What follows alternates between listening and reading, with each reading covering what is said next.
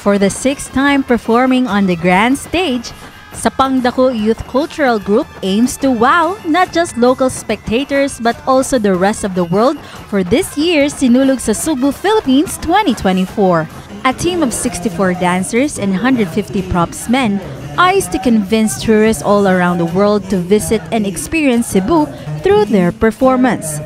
Though challenged with numerous calamities in their barangay, the group vows to include in their performance their heartfelt thanksgiving to the Holy Child, Señor Santo Niño.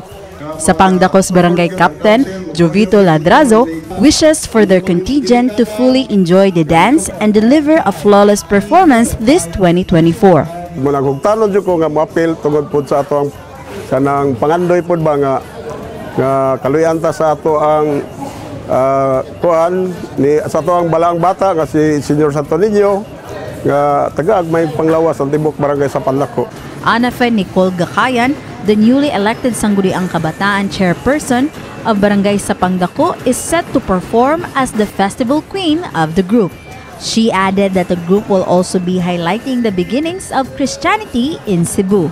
So ang among concept karon no nga madalit sa atong katawhan mao ang kanang sinulog to Cebu, sinulog to the Philippines and sinulog to the world.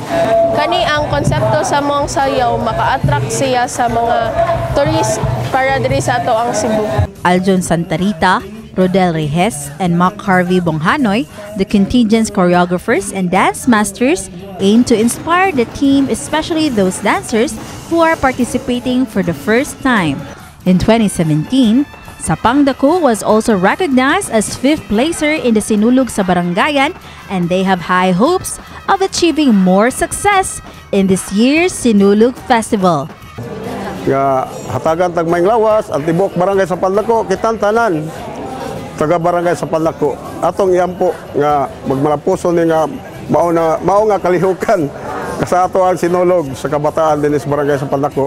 This has been Mary Francis Lynn Caayon for Sinulog 2024 sa MyTV.